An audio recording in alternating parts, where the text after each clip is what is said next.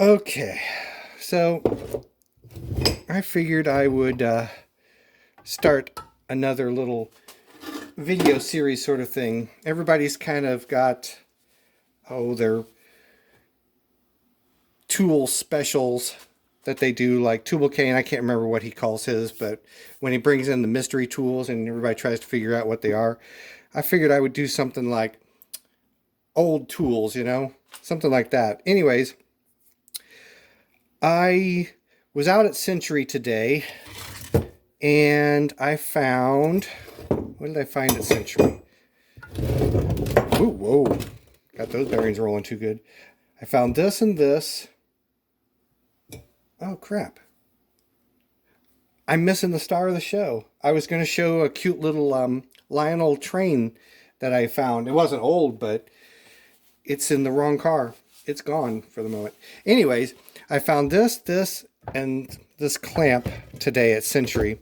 Not that the clamp really qualifies as old, I would say, just misused. But at any rate, I'm going to fix that up and put it in my collection because those are quite handy. But I've never seen anything quite like this one before. Let's see. Actually, let's get a little bit more light, shall we? Keep forgetting I installed this light up underneath the bench here.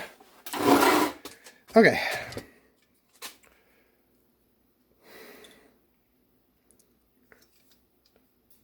Trying to see if I could find a brand name on these guys somewhere, but I've never seen a set of pruners quite like this before. So, considering, 50 cents a pound for scrap steel out at Century, yeah, I'll take them. I'll give them a second chance on life, possibly. I don't know if you guys can see the gap there. It'll need a little bit of work to save them, but it's just too neat of a tool to pass up. And made in the USA. Wow, who'd have thunk it?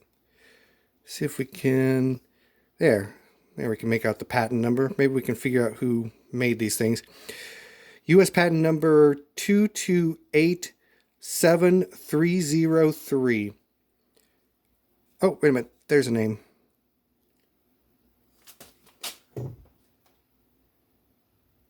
Alligator. Alligator pruning shears. That's what it is. It's hard to make out, but alligator pruning shears. Number 101, I think.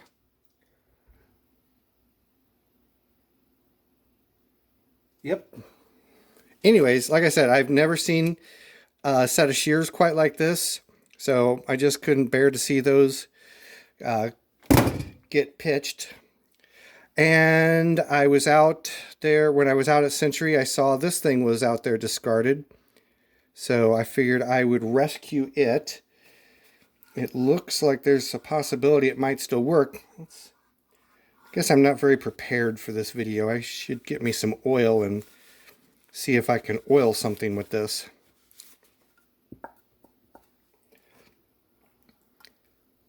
Yeah, let me pause the video for a second. I'm going to grab some oil. Okay, let's see if I can figure this thing out here. Oh, there's a little writing on it. Let's see who makes this. Keep forgetting brand names are important. People care about such things. Made in USA.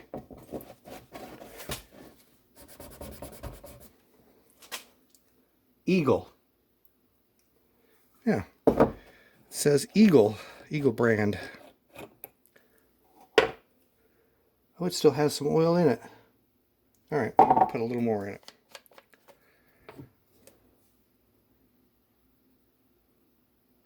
There. If that won't do it, nothing will.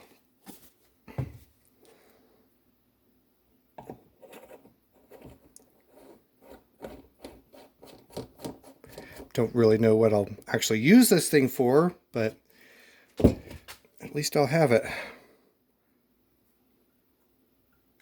Oh, boy, does it work.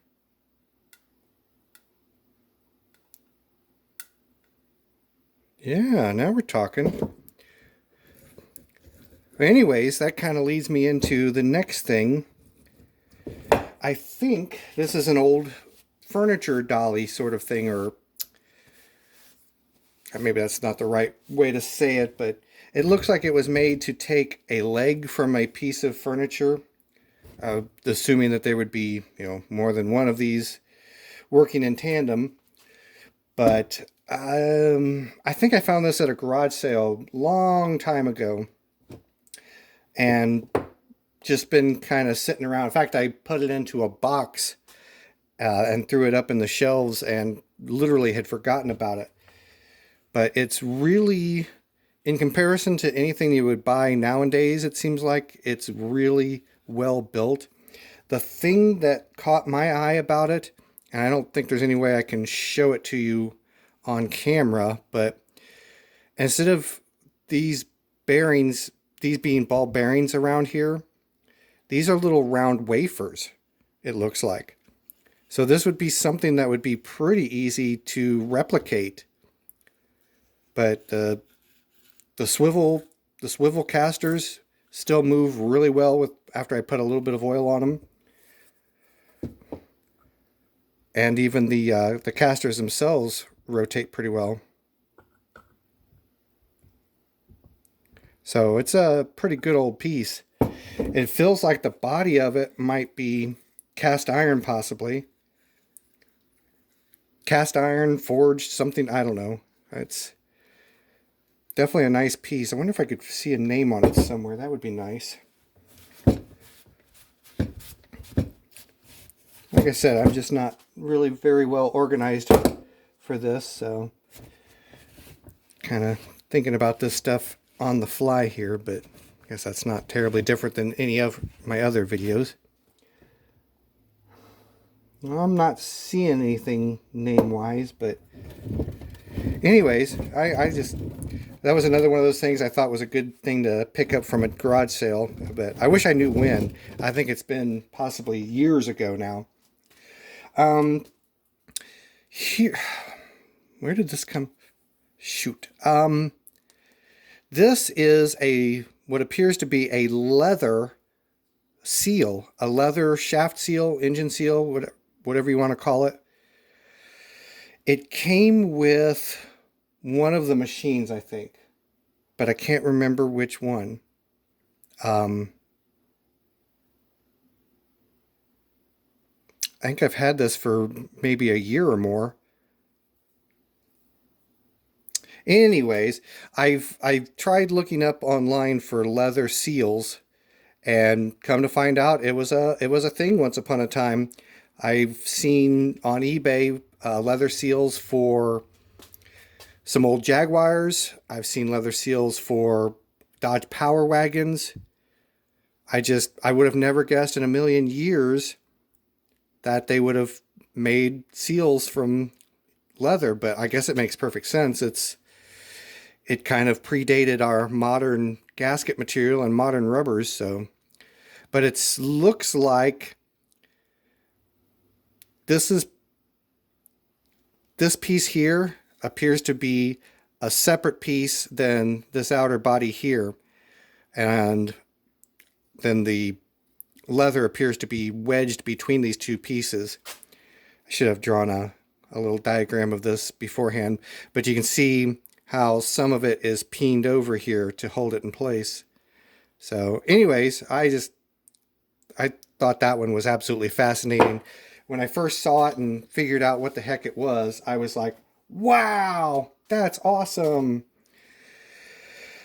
And just some old wrench.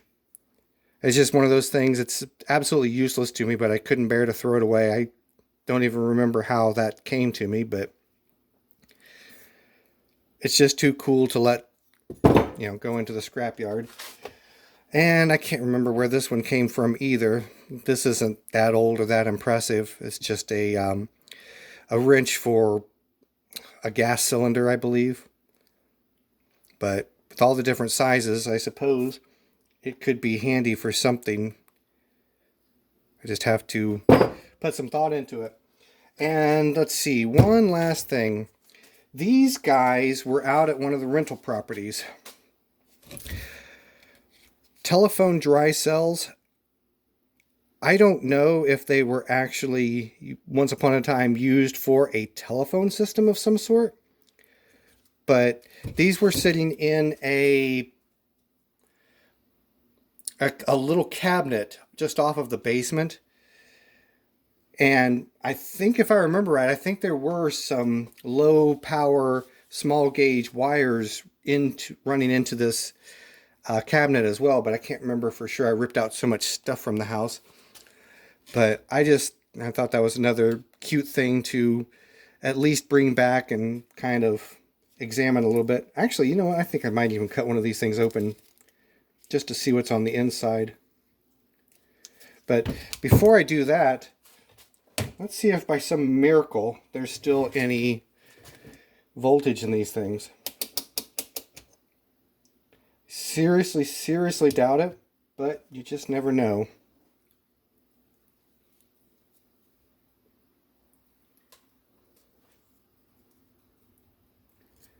Can't hurt to try, right? Yeah, I'd say that's... Oh, wait a minute. Whoa! Seriously? 1.35. Wow. I thought these things would be dead in a doornail. Let's see if this one's got juice in it. I can't believe that. I'm glad I decided to check it. Wow, 1.34. I would say that's pretty darn good, considering the fact that God only knows how long these things have been sitting there doing nothing.